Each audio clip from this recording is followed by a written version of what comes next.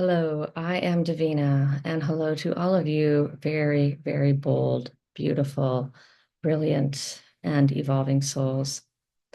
Today, I'm going to just share some of my story and talk about surviving the nightmare of flashbacks. And for me, the flashbacks, in particular in the last few years, has been the bulk of the work. Pretty much the majority of my work now is just getting through the flashbacks, feeling the feelings, sitting in the excruciating pain, and just trying to endure the hell that it is. And healing is hell. Healing from C-PTSD is hell because we are literally reliving our childhood nightmare as if it's happening right now. So, right now, I'm in a flashback. I'm right now re-experiencing some part of my childhood where I was being abused or neglected. And so that's why it feels like a constant, like, I'm maybe going to swear a bit in this video, a constant fucking hell. There's no other way to describe it. It is an insane amount of pain. And just, I think I was in denial for so long. I just like, this can't be, right? I can't possibly be in this much pain. But yeah, literally, what a narcissistic parent does to a child on a daily basis is next to torture. It is torturous. And we survived that. You have survived that already. Now, in the healing part, that's why it's called post-traumatic stress disorder. Once you're out of that situation, then um, then all of those feelings, all of that repressed stuff is coming to the surface. And it wants to be released. It wants to be acknowledged, felt, and sometimes just sat through, just sitting through it. And that's how the healing happens. And it is slow and it is gradual and it is layer by layer by layer, going through, intense shame, so painful, um, anger, like rage, just feeling infuriated, like sometimes like I'm almost a murderous rage. Um, anyway, for me, and I take it out in a safe way. Um, but like, yeah, and the fear, the paralyzing fear.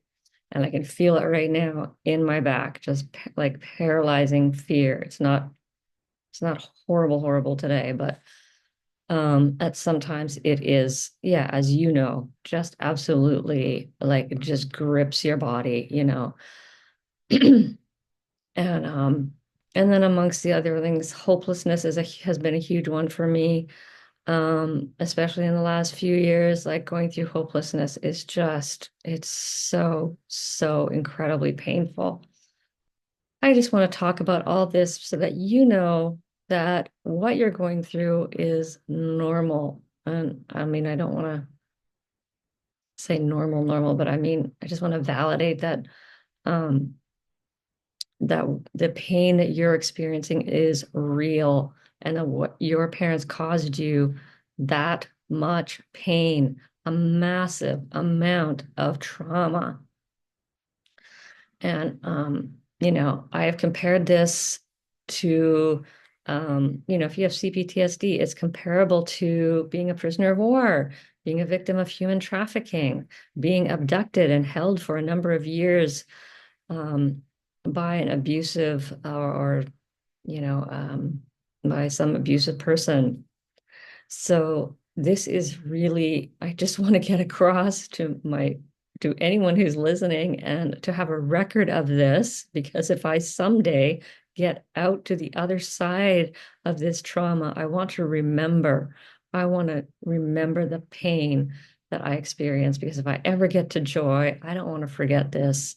I don't want to forget the work that I did to get to the joy, to get to the freedom, to get to the peace. And that's where we're all hopefully going to. And hopefully, I pray that all of us get there. Um, so surviving the nightmarish flashbacks, which in the beginning of my journey, healing journey, it was, I was experiencing flashbacks, some fear, some anxiety, some anger, but it wasn't so high level. And then the last 3 years has just been just so intense and so excruciating. And right now is one of those times where it just everything builds up. So many triggers are just building up one on top of the other. And it can just, you just want to like scream. And that's what I did this morning, is I just absolutely screamed, and I used my bat, and I have a plastic bat, and I just like whacked and like screamed and like just I hit on a yoga bolster. Um, and it can be hard to access that anger sometimes. And just let it come naturally. It'll eventually come. But yeah, so it does get worse, and I'm hoping that I'll be able to tell you someday that it gets better. That's a period after all this hell, that it gets better, that we can be free from reliving our painful past, and that we can experience the present in in connection with our body, in connection with others, in connection with um, spirit. And that is a lot of what CPTSD is a reconnecting to our true self, to who we really are. Um, so yeah, whatever you're going through right now, if you're in one of those periods, I just really encourage you to just get up the next day, just get up tomorrow, and just get through it. It is extremely, extremely hard some days, and some periods of time, weeks might be really hard, or even months, or even you go through a year that's just like unimaginable, like pain and agony and misery. Um, just try to hang on, because I do believe that this is an endurance game. And if you can just get through it one moment at a time, one day at a time, that we can make it. And I can't tell you how many times that I have wanted to give up, that I have just like, I have suicidal thoughts like frequently. When things get really bad, I just think, well, if it gets really bad, I could just kill myself and go jump off a bridge. And I don't have actually any intention of doing this. But I just get to that point where it's just like life feels so hard, life feels so painful. I wonder why I'm still here and what keeps me going. Because you wonder what is worth living for when you're going through this kind of pain. Um, so I'm just going to tell you a few things that have worked for me. I know you probably have a whole toolbox of things that you're already doing to get through these kind of hellish times. And yeah, like triggers can be anything. Like right now, I know I've talked about the construction in my apartment building. And as I said, like you can have one trigger and another trigger and another trigger, and then you just like reach your limit. Like I cannot handle another thing. And this construction has just like been the last straw for me. It goes all day long. And you think on one thing you can do is like, how does this remind me of my childhood? What is the connection here? Why is this so incredibly triggering? Of course, it would be maddening anyway, but for someone with CPTSD, you want to like, yeah, you want to smash something.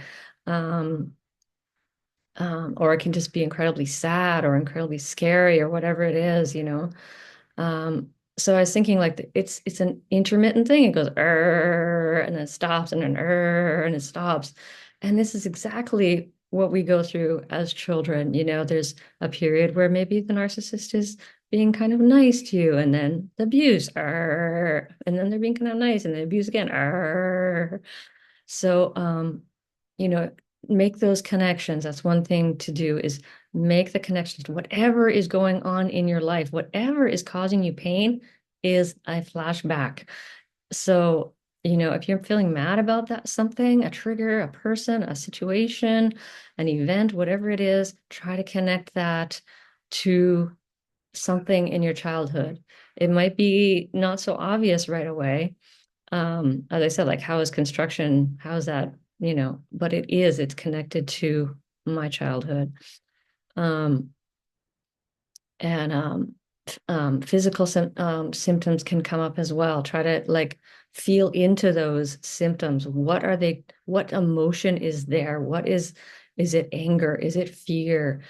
Is it sadness? Try to um, go into that pain. Try to lean into it and listen to that. That's something else you can do. Yoga nidra is a great way, of course, to stay in that connection with your body. Make space for your feelings.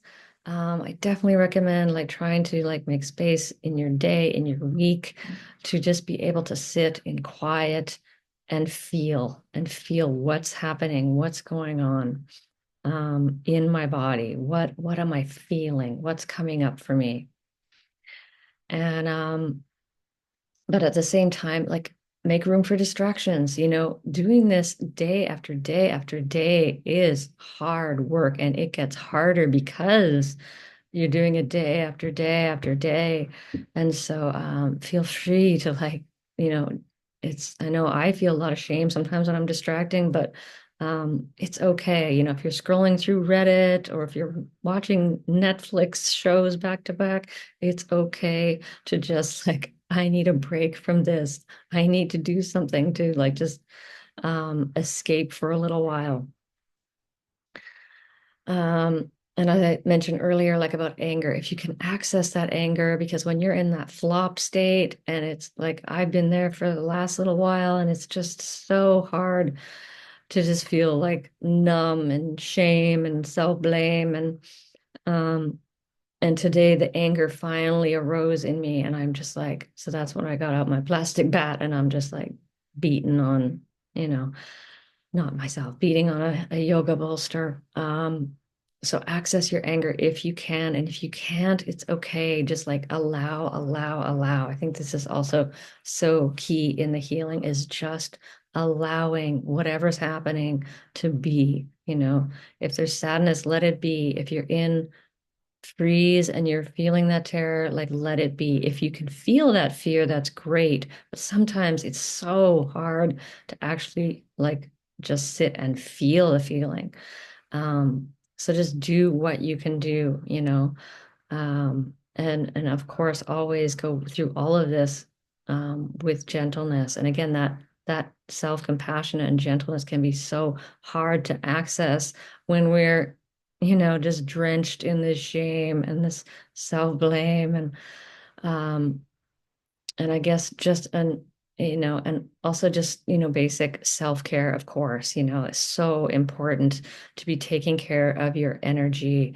And I'm sure you already have tons of self-care going on, and this is also so key when we're doing so much emotional healing work. It is exhausting. I look exhausted because I feel exhausted. Um, so yeah, just give yourself as much sleep as you need. Take hot baths, enjoy a warm cup of tea, whatever, gets you through the day. I love my acupressure mat. It's like I feel like it was so worth it to purchase those acupressure mats. Um, so find what works for you that just, brings you a little bit of relief or gets you through that day. And of course, seek support if you can find support that is safe and that is validating. Absolutely, support is going to be helpful for you. Just be careful that we can end up fawning. We can end up fawning our therapist or counselor or whatever, even our best friend.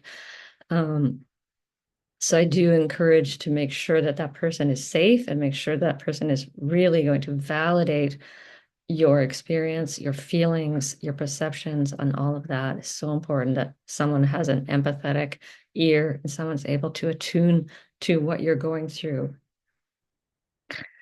So I hope that brought anyway some kind of just validation for you today. And another movie recommendation, something I watched recently was called Unstoppable. And watching the movie just actually reminded me of the determination that it takes to get through this, the the huge amount of determination it takes to do this work hour after hour, day after day. And I do believe like if you are here, then you are just as determined. And yeah, I highly recommend watching it. It brought tears to my eyes for sure. Um, so keep getting up, and I am sending you a hug if it's welcome right now. And as always, wishing you many, many blessings on your journey of healing and awakening. And I'm Davina at Boldness Blooming.